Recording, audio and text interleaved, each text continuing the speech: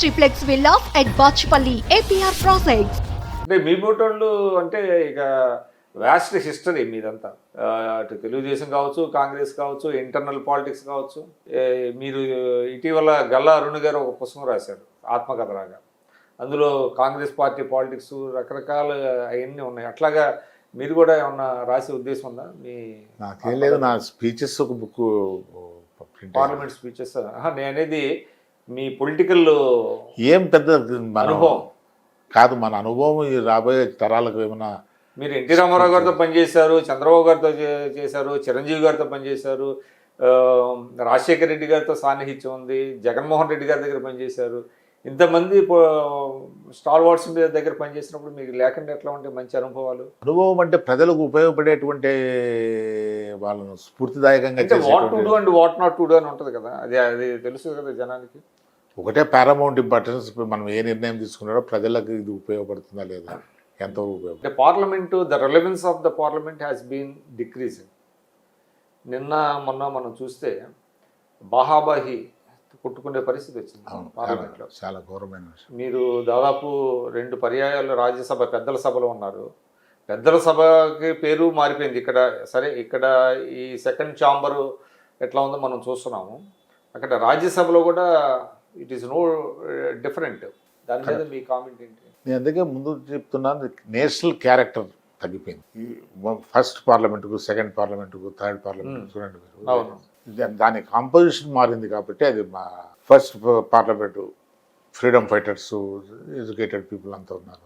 Second parliament కొద్దిగా dilute అయింది. Third parliament ఇప్పుడు నంబర్ ఆఫ్ కాంట్రాక్టర్స్, ఇండస్ట్రియలిస్టులు ఈ రాజ్యసభకి ఎంపిక అయ్యేవాళ్ళంతా వాళ్ళు ఎక్కువ కనబడుతున్నట్టున్నారు.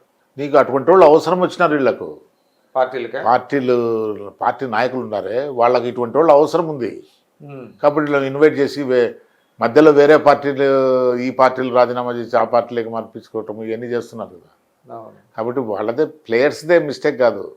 రాజకీయ పార్టీలు పెట్టిన వాళ్ళు, పార్టీ నడిపేవాళ్ళు, వాళ్ళు కూడా చేసే పనులు. ఓవరాల్గా క్యారెక్టర్ చనిపోయింది. ప్రజలు కూడా 2000, 3000 డబ్బులు తీసుకుని ఓటేసినప్పుడు వాళ్ళకి ఏం హక్కు ఉంది అడిగేదానికి? గవర్నమెంట్స్ను, ఎలక్టెడ్ గవర్నమెంట్స్ని ఎన్ని పడిపోలేదు ఈ దేశంలో ఈ మధ్య.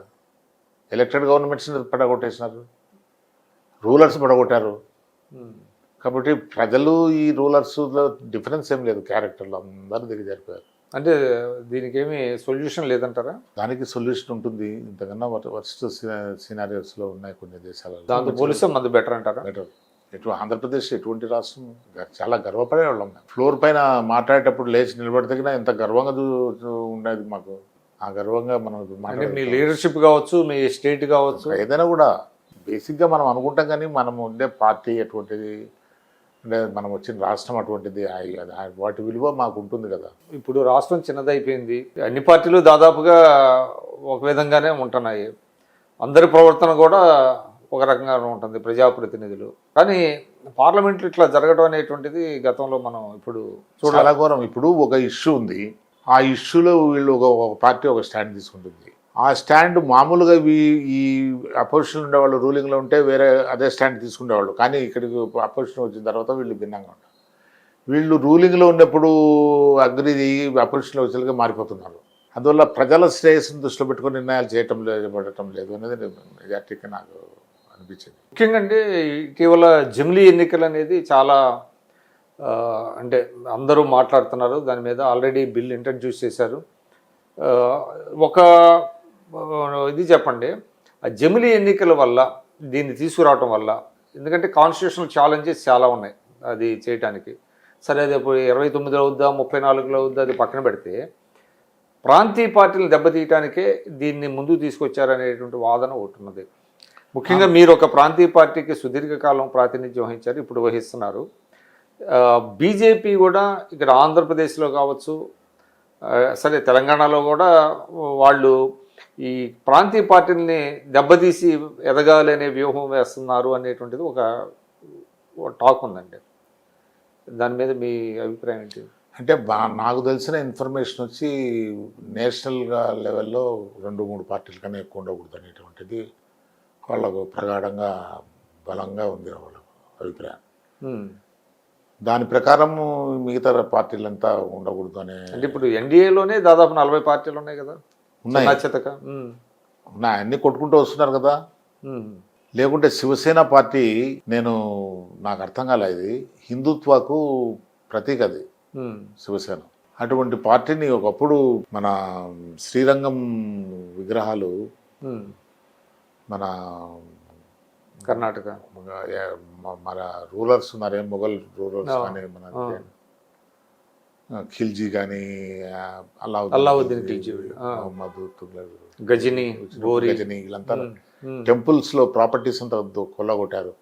సౌత్కు రావాలనుకున్నప్పుడు వాళ్ళలో జరిగిన డిస్కషన్ నేను చూశాను. ఈ దేశంలో హిందుత్వ ఫైట్ చేసేది ఇద్దరు కింగ్సే, కృష్ణదేవరాయలు, రెండు Akbar. Akbar is in far away place. Krishnadevarayalu రూలింగ్లో మనం సేఫ్గా ఉంటామని విగ్రహాలు తీసుకొచ్చి రంగమహల్లో పెట్టారు తిరుపతిలో. ఇప్పుడు అంటే మనోళ్ళు చెప్పారు రంగమహల్ అదే, అక్కడ ఆ విగ్రహాలు దాచిపెట్టారు. ఇది నుంచి రక్షించడానికి. అంటే అటువంటి ఇది ఉండేది. శివాజీ పెట్టిన శివాజీ ఐడియల్సే కదా శివసేన. శివసేన పార్టీని పడగొట్టాడు అంటే వర్టికల్ గా సీల్ చేశారు. ప్రతి రాష్ట్రంలో గోవాలో గవర్నమెంట్ పడగొట్టారు, తమిళనాడులో చేయిబెట్టి కాల్చుకున్నారు. అన్ని రీజనల్ పార్టీస్ ఉండే చోటనే కాదు, నేషనల్ పార్టీలు కూడా అంత ప్రజాస్వామ్యం ఈ మధ్య ఈ 5 ఏళ్ళు దేశంలో బాగా దెబ్బతినిపోయింది. సో ఏపీలో కూడా అట్లాంటి వ్యూహరచన చేస్తున్నారనే మాట ఒకటి వినపడుతుంది. ఇంతకుముందు జరిగింది, ఇప్పుడు జరుగుతుంది.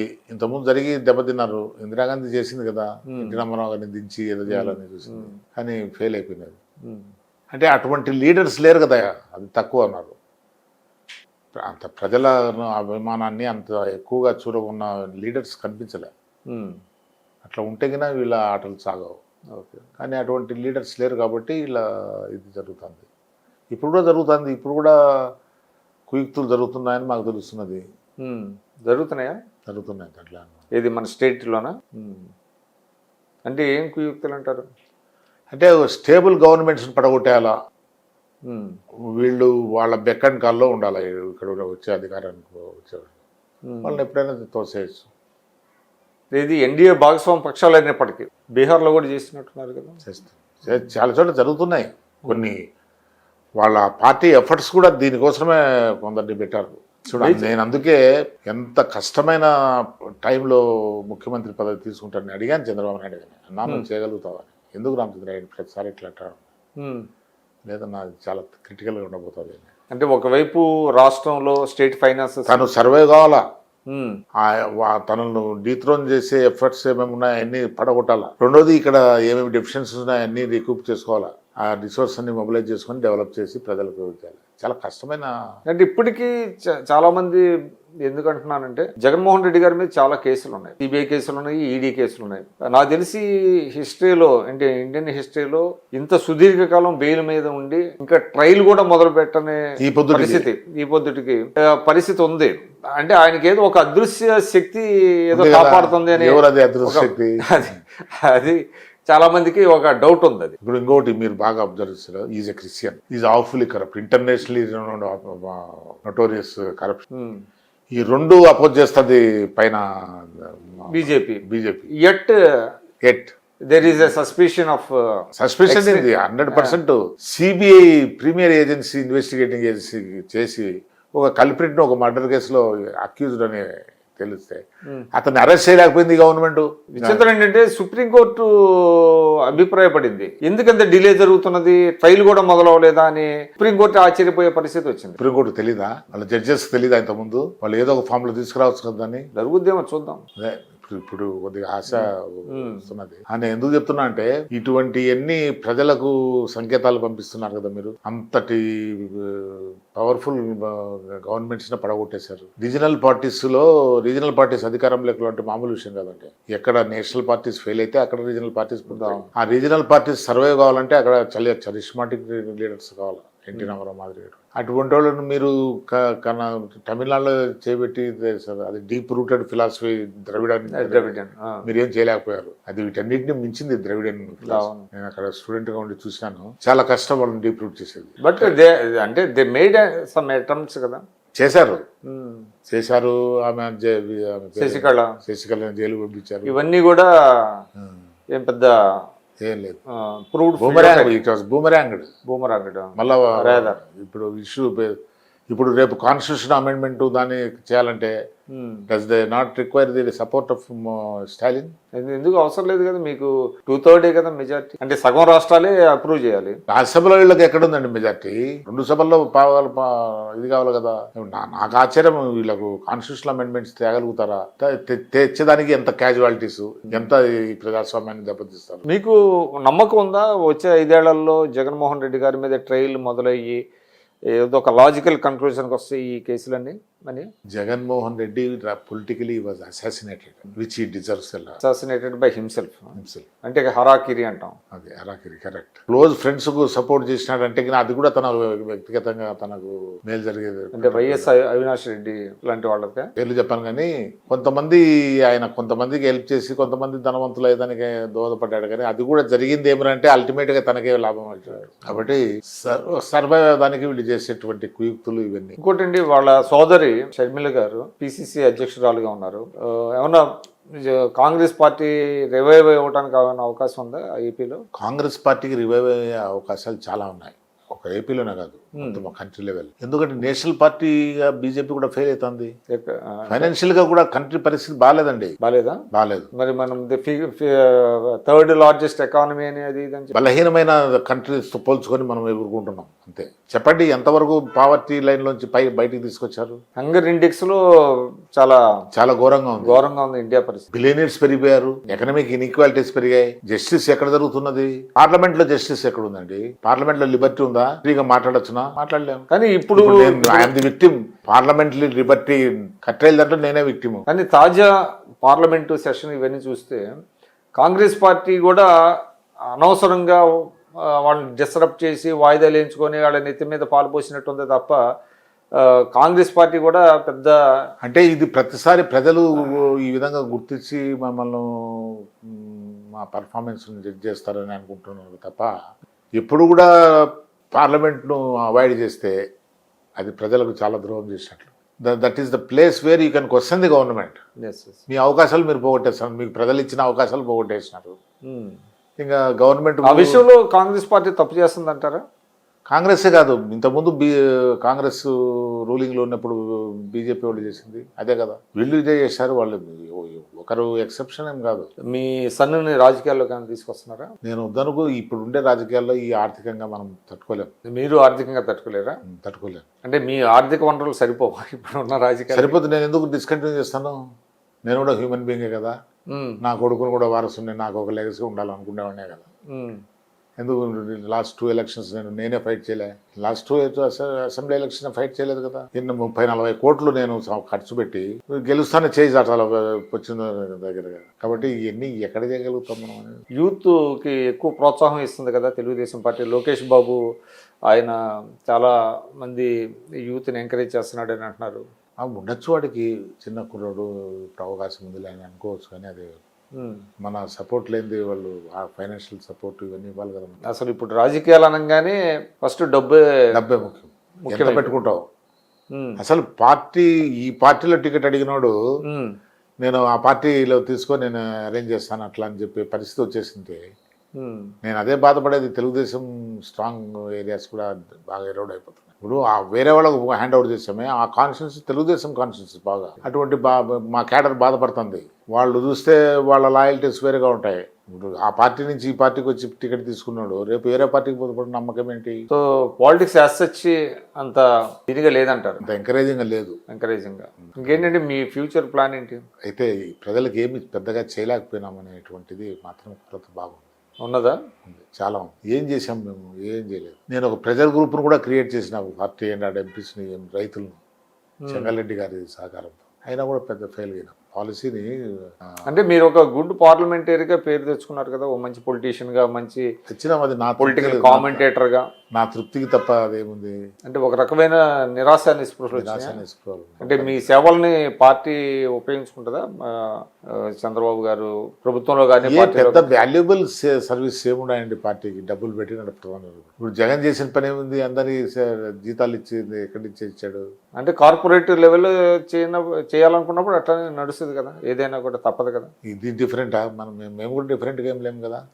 మేము కూడా అదే లైన్లో ఉన్నాం, కానీ వాళ్ళకన్నా కొద్దిగా బెటర్. అంటే ఆ మాటకు వస్తే నేను అనుకోవటం ఎక్సెప్ట్ బీజేపీలోనే ఉన్నట్టుంది ఆ సైద్ధాంతిక పరమైనటువంటి.